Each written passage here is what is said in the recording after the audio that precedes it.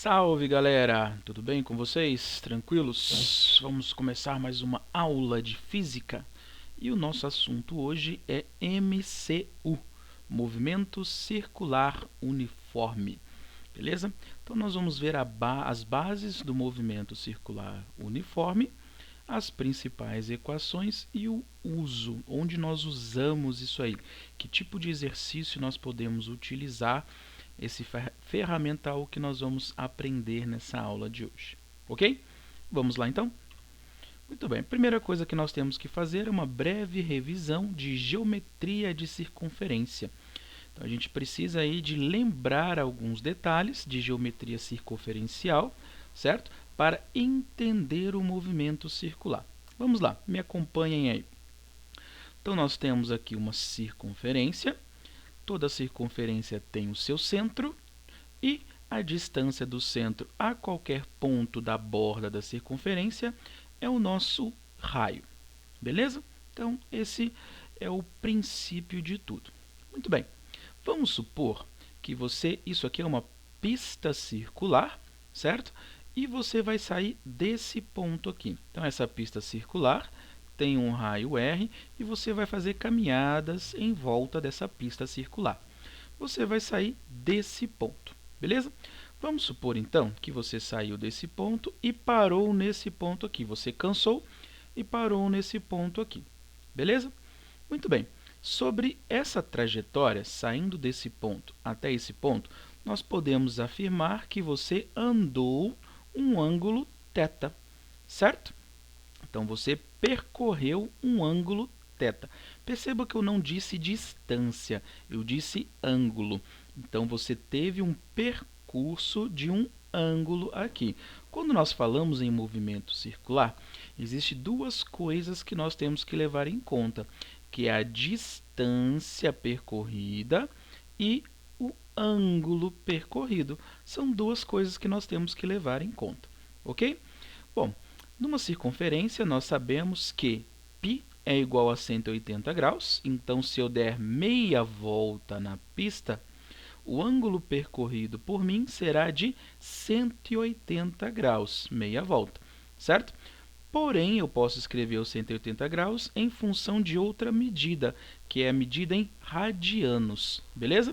Então, nós temos aí duas medidas de ângulos para uma circunferência, que é a medida em graus e a medida em radianos.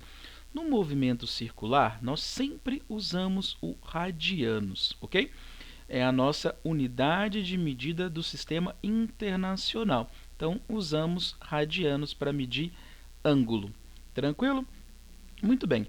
E 180 graus, nós sabemos que equivale a meia volta. Isso significa que se eu der uma volta completa, eu vou percorrer 2π, certo? Π para meia volta, mais π para meia volta. Então, no total, foi 2π, e 2π equivalem a 360 graus. E os 360 graus é uma volta completa. Tranquilos? Tudo bem até aí? Muito bem. Posso introduzir aqui agora, já que eu falei só de ângulo, então foi meu ângulo percorrido aqui. Vamos falar sobre distância, ok? A distância percorrida, então, de você até esse ponto, nós vamos chamar de ΔS. E o ΔS se calcula desse jeito aqui. Θ, medida em radianos, então o ângulo percorrido, em radianos, vezes o raio. Nós nunca usamos aqui em graus, tá? Sempre radianos. Então, a distância percorrida por você será o seu ângulo vezes o raio da circunferência. Bom, isso leva a algumas conclusões. Então, quando eu dou meia volta, que seria esse caso, qual será a minha distância percorrida? Minha distância percorrida será π, que é meia volta, 180 graus, vezes o raio da circunferência. Esse será o meu deslocamento. E quando eu der uma volta completa, qual será meu deslocamento? Bom, meu deslocamento será 2π vezes r. 2π equivale a 360 graus, uma volta completa, vezes o raio. Então, eu tenho o meu deslocamento. Opa, Mas essa fórmula aqui parece com uma fórmula conhecida por vocês em geometria. 2πr equivale ao quê? Equivale ao comprimento da circunferência. Então, o comprimento total da circunferência, 2πr. Tranquilos, galera? Então, essa aí é a parte de geometria que nós precisávamos lembrar, que nós vamos aplicar isso no movimento circular. Muito bem, vamos então para dois conceitos importantes, o conceito de período e o conceito de frequência.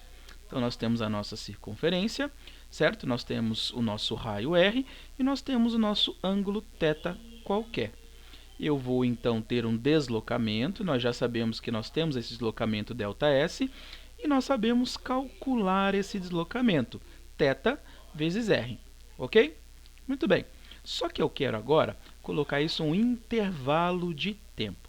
Vamos supor, então, você está na pista circular, andando, você saiu desse ponto e foi parar nesse ponto. O seu tempo, o tempo que você fez esse percurso, é o ΔT, intervalo de tempo, certo? Muito bem. Quando você faz um θ igual a π, a gente sabe que você deu meia volta, certo? Então, você percorreu metade da circunferência, meia volta. Meia volta significa meio período. Então, você andou meio período, o tempo que você gastou para sair desse ponto e chegar aqui, 180 graus, metade da circunferência, é chamado de meio período, ok? Então, nós podemos concluir que se você der uma volta completa, ou seja, se o seu θ for igual a 2π, uma volta completa, você andou um período completo. E aí nós podemos definir o que é um período. O que é um período? O período é um intervalo de tempo para uma volta completa.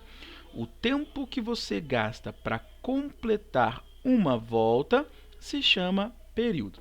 Beleza? Percebam aqui, pessoal, o seguinte. Quando nós usamos um tempo qualquer, que não seja uma volta, um tempo para parar em qualquer ponto, nós usamos o ΔT, o T minúsculo, ok?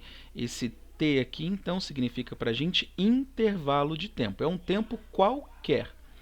Quando nós usamos o T maiúsculo, Tzão, ele está dizendo que é um período. O período não é um tempo qualquer. O período ele é bem especificado. O período é o intervalo de tempo para uma volta completa, ok? Então, eu só posso usar esse Tzão para o período, que é o tempo que eu gasto para completar uma volta. Tranquilos? Muito bem. E a frequência? A frequência ela é definida a partir do período. Quando nós temos ali o nosso período medido em segundos, unidade SI do período, nós temos a frequência definida assim. A frequência é o inverso do período. O que significa isso? Bom, tem dois significados, o significado físico e o significado matemático. O significado físico é: se o período é o intervalo de tempo para uma volta, então a gente pode ler essa frase aqui no sentido oposto, número de voltas para o intervalo de tempo. Então, a frequência é o número de voltas que eu completo em um certo intervalo de tempo, certo? Essa é a interpretação física da frequência. Frequência é o número de voltas completas em um intervalo de tempo. Se eu estou considerando o período em segundos, então a frequência será o número de voltas completas por segundo. A unidade SI da frequência é o Hertz, ok? Então, 1 sobre segundo é o Hertz, e aí nós temos a nossa interpretação matemática da frequência. Galera, quanto maior um, menor o outro. Os dois são inversamente proporcionais. Quanto maior a frequência, significa que mais voltas eu completo por segundo. Então, eu tenho que levar um tempo muito curto para completar uma volta. Significa que eu estou muito rápido.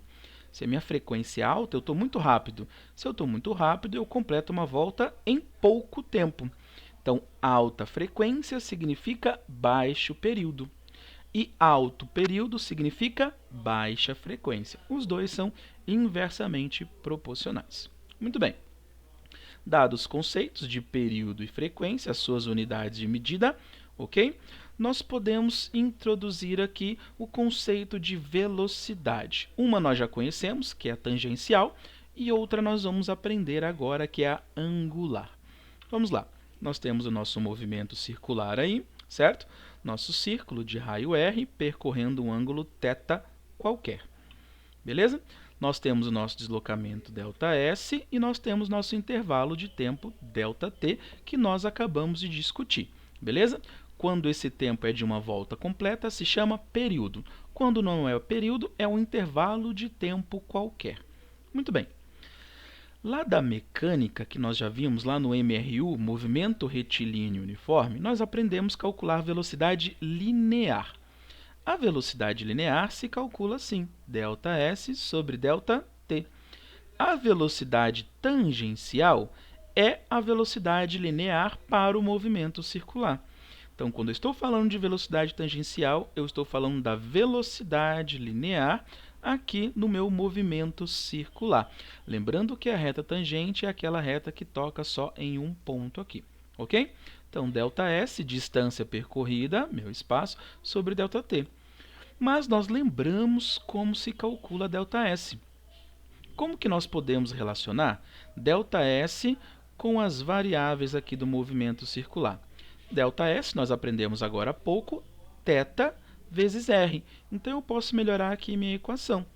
Melhorando a minha equação, eu vou ter θ vezes R, que é o meu ΔS, dividido pelo ΔT. Ok? Então, eu tenho aqui um θ qualquer e um intervalo de tempo qualquer. Mas a gente pode fazer uma interpretação ainda mais completa disso. Vamos supor que você completou uma volta. Quando você completou uma volta, quanto vale o seu θ? Seu θ, sempre em radianos, tá, galera? Então, alguém pode responder assim, 360 graus. Está correto. Mas 360 graus em radiano é 2π, uma volta completa. Então, eu teria aqui um 2π e o tempo que eu levo para completar uma volta não é um intervalo de tempo qualquer, não é um tzinho, é um tzão, que é o nosso período. Então, eu posso calcular a velocidade tangencial assim. 2π, que é o meu θ de uma volta, vezes R, dividido pelo período, que é o tempo que eu levo para completar uma volta. Então, está aqui a minha velocidade tangencial, 2π vezes R sobre t. Lembrem, quem é 2π? Comprimento da circunferência. Ok? Muito bem. Então, essa aí nós já sabíamos, né? Vamos introduzir agora o conceito de velocidade angular. Lá no início, eu disse para vocês o seguinte, aqui nós temos duas coisas a considerar, dois deslocamentos. O deslocamento linear, certo? E o meu deslocamento angular. Enquanto eu fui desse ponto até esse ponto, eu andei uma certa distância, que é meu ΔS, mas eu também andei um certo ângulo, que é o meu θ. Beleza? Então, eu posso escrever uma velocidade angular dessa maneira aqui. Então, eu tenho minha velocidade tangencial no SI, medida em metros por segundo. Minha velocidade angular, então, ó, se eu olhar um paralelo aqui, se a velocidade linear é o deslocamento linear pelo tempo, a velocidade angular será deslocamento angular por tempo. Ok? Então, estou usando o mesmo conceito desse aplicado a esse cara aqui. Certo? Nesse meu desenho aqui, o meu deslocamento angular foi simplesmente θ. Então, eu tenho um θ sobre ΔT. E para uma volta completa? Quando eu der uma volta completa, como que eu posso escrever a minha velocidade angular? Uma volta completa, o θ vai valer 360 graus, colocado em radianos, 2π, certo? E o meu intervalo de tempo de uma volta completa não é um tzinho, é um tzão. Então, nós temos a nossa velocidade angular. Velocidade angular é igual a 2π sobre t. 2π, uma volta completa. O tzão é o período que é o tempo de uma volta completa. No sistema internacional, a velocidade angular é medida em radianos por segundo, ok? Radianos, unidade de medida de ângulo, e segundos, unidade de medida de tempo. Entendidos? Essa letra aqui é o ômega, ok? Uma letra grega que nós usamos para determinar a velocidade angular. Então, está aí o nosso conceito de velocidade angular, ok? Muito bem. Galera, nós podemos, então, se vocês prestarem atenção nessas equações, principalmente nessas duas últimas aqui, ó, essa e essa, elas têm uma relação. Qual é a relação? Ó, vamos prestar atenção aqui nessa aqui primeiro. Essa aqui, V, é igual a θ vezes R sobre ΔT. Olha essa, ômega é igual a θ sobre ΔT. O que tem nessa equação que não tem nessa equação? O raio. Se eu apagar o raio dessa equação, fica θ sobre ΔT, que é essa. Olha para cá se não é a mesma coisa. O que essa equação tem que essa não tem? O raio. 2π sobre t, 2π sobre t. Aqui tem um acrescento do vezes r. Então, eu posso escrever uma relação entre as duas velocidades, ok? Se 2π sobre t é o ômega, então eu posso pegar essa equação e escrever ela dessa maneira aqui. Velocidade tangencial é igual a velocidade angular. O que é velocidade angular? 2π sobre t, vezes o raio, vezes o raio. Essa equação, galera, tem uma importância muito grande e uma aplicação prática muito grande em exercícios de MCU.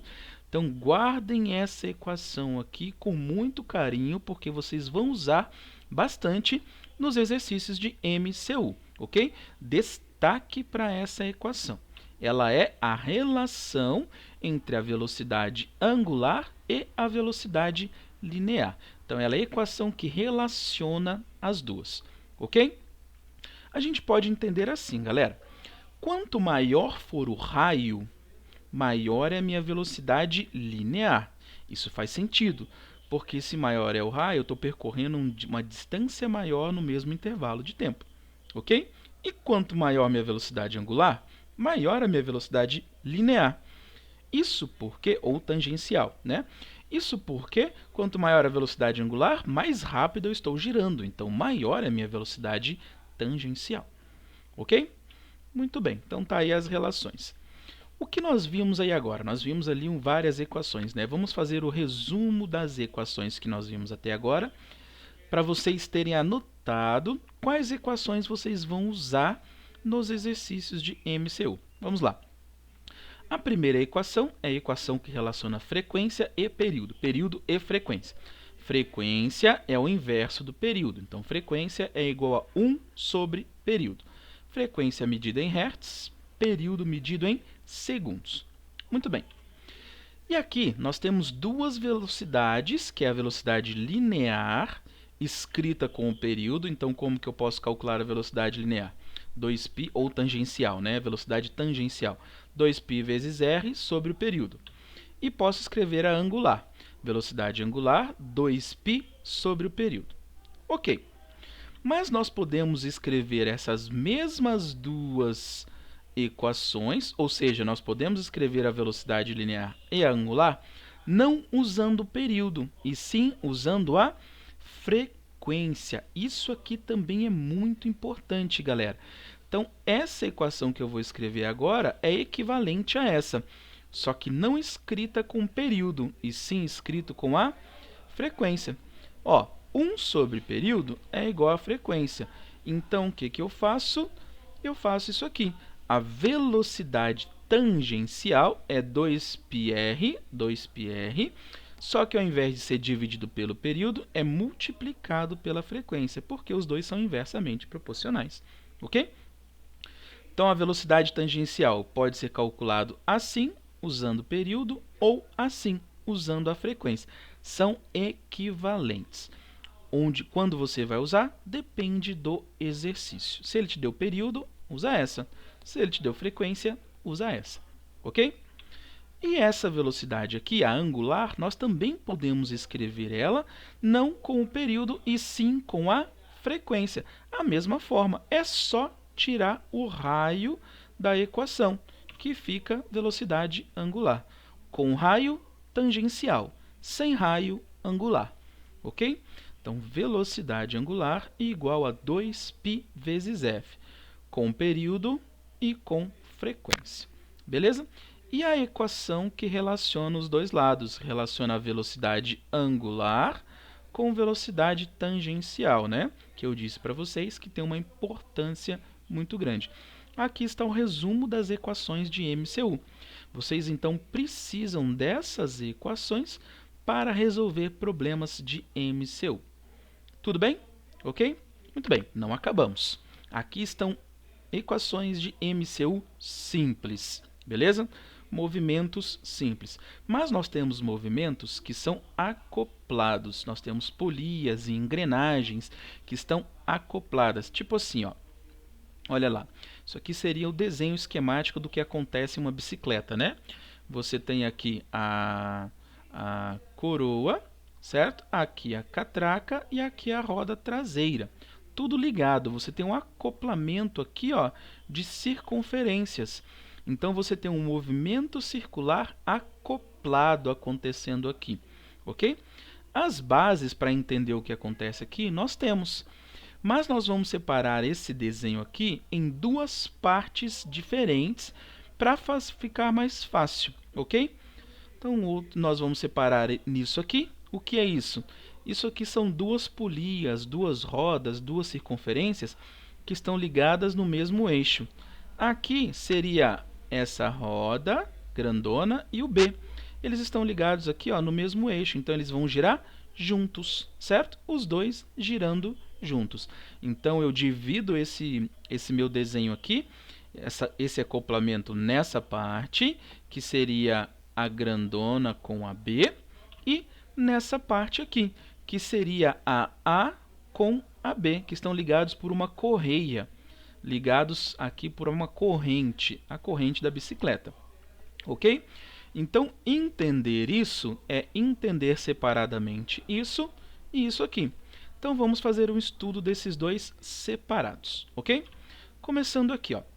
Então, começando com polias ligado pela mesma, polias ligados por corrente ou por correia, ou polias dentadas. As duas aqui vão ter a boa parte da interpretação física igual. O que é diferente para as duas? Olha só, vamos supor, então, ó, que essa correia vai girar assim, ok? Pelo sentido que está aqui. Quando isso aqui girar, nós não vamos considerar que tem escorregamento. Então, se a correia gira, as duas circunferências giram também. As duas vão girar no mesmo sentido. Se uma gira no sentido anti-horário, a outra também vai girar no sentido anti-horário. Isso que é diferente para as duas. Aqui nós temos, ó, o sentido de giro é diferente. Enquanto uma gira no sentido horário, a outra gira no sentido anti-horário. Os dentes ali estão ligados, ó, e elas giram em sentidos opostos. Então, aqui giram no mesmo sentido e aqui giram em sentidos opostos. Porém, as duas têm alguma coisa em comum. O que elas têm em comum? Vamos lá. Primeiro aqui. Se a correia anda a 30 centímetros, então, ó, vamos supor, você marca um ponto aqui, e aí isso começa a movimentar, marca um intervalo de tempo, aí 1 segundo depois, o pontinho que você marcou se deslocou para cá, 30 centímetros. Isso significa que esse carinha aqui, ele percorreu, ele girou uma distância de 30 centímetros, não tem escorregamento. E esse aqui também girou uma distância de 30 centímetros. O que eu estou dizendo? Tanto a correia quanto a circunferência 1 quanto a circunferência 2 percorrem a mesma distância no mesmo tempo, certo? E isso nos leva a essa conclusão. Se eles percorrem a mesma distância no mesmo tempo, quer dizer que eles têm a mesma velocidade. Velocidade tangencial. V1 é igual a V2. Isso acontece aqui também. Se esse cara girar 30 centímetros, ele obriga esse aqui a girar 30 centímetros também. Então, esses dois desenhos têm em comum que as velocidades tangenciais das duas polias são iguais. Guardem isso, galera. Vocês vão se deparar com exercícios assim e assim. Exercícios com esse desenho, dentado e ligados por correia, as duas polias possuem a mesma velocidade tangencial, V1 igual a V2, ou VA igual a VB.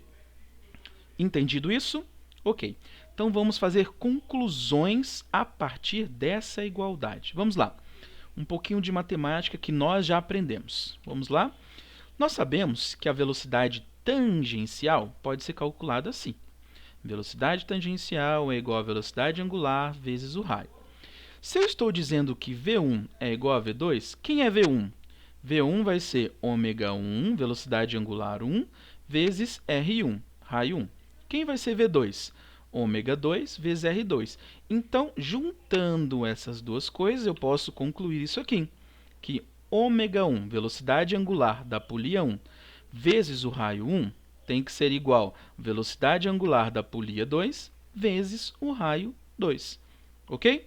E eu ainda posso... Aqui eu tenho uma interpretação. Vamos fazer essa interpretação primeiro antes de dar o próximo passo. O que eu estou dizendo aqui, galera? Estou dizendo o seguinte, olha a conclusão. Essa conclusão, essa interpretação física é muito importante. Olha a conclusão. Quanto maior for o raio, menor vai ser a velocidade angular. Isso significa que a polia pequena gira muito rápido e a polia grande gira devagar, para poder percorrer a mesma distância que essa. Essa aqui, como é pequenininha, para ela percorrer a mesma distância que essa, ela tem que girar muito mais rápido. A mesma coisa aqui. Enquanto essa aqui gira rápido, essa aqui gira devagar. Certo? Então, as velocidades nesses dois desenhos, as velocidades angulares, são inversamente proporcionais ao raio. Quanto maior for o raio, menor vai ser a velocidade angular. Ok? Muito bem. Isso é conclusão importantíssima. Mas nós podemos ainda fazer mais coisa. Vamos abrir aqui, ó. Como que nós calculamos velocidade angular? 2π vezes f. Substitui aqui, então. Quem será o meu ômega 1? 2π f1. Quem será o meu ômega 2? 2π f2. Então, eu tenho isso aqui. Certo? E eu posso cortar o 2π porque tem dos dois lados. Quando eu cortar o 2π dos dois lados, nós chegamos à seguinte conclusão. F1 vezes R1 igual a F2 vezes R2.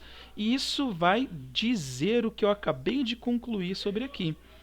A frequência e o raio são inversamente proporcionais. Quanto maior for o raio da polia, menor é a sua frequência. Então, ela gira mais devagar. Certo? Quanto menor for o raio da polia, maior é a sua frequência, ela gira mais rápido, ok? Aqui, galera, nós podemos usar a frequência tanto em Hertz quanto em RPM. O que é RPM? Rotações por minuto. Então, nós temos a frequência em rotações por segundo, que é Hertz, e nós temos a frequência em rotações por minuto. Ok?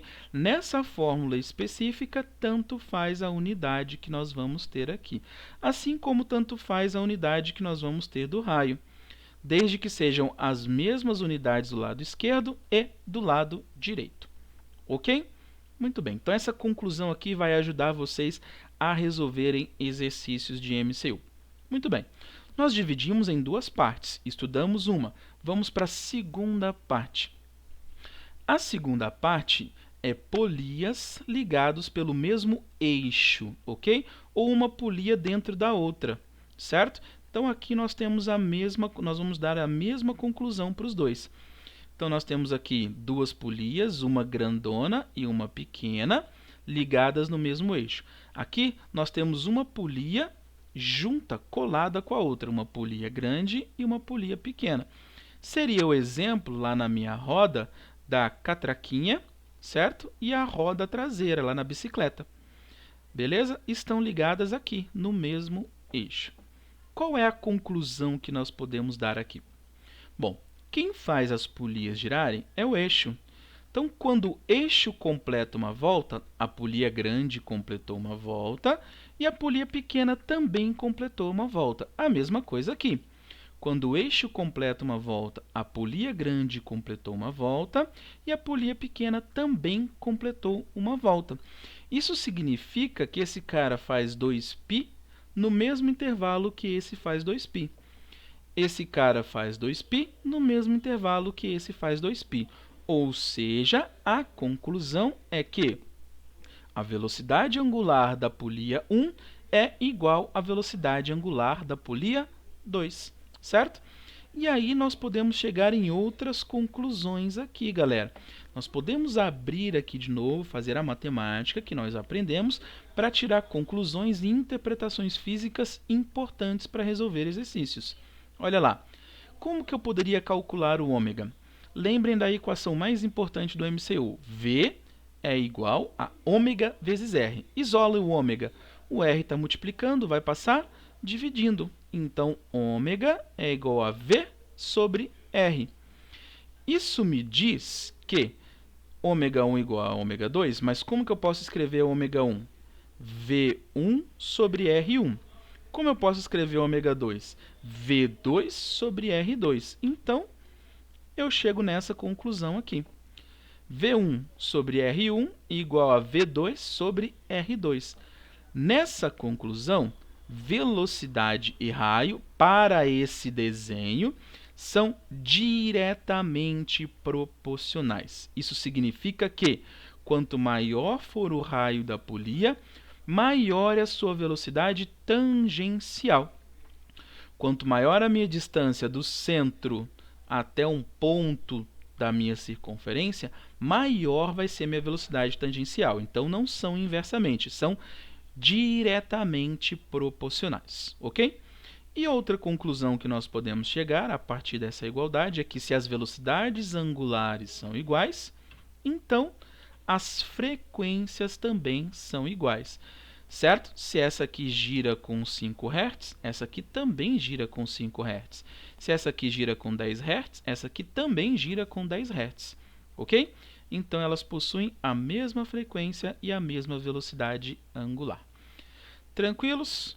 Muito bem, galera. Essa foi a nossa aula de movimento circular uniforme. Nós aprendemos as equações que nós usamos em movimento circular uniforme e o acoplamento, que é a maioria dos exercícios que nós temos para movimentos circulares, ok? Muito bem, espero que tenham gostado e até a nossa próxima aula. Valeu, galera. Tchau para vocês.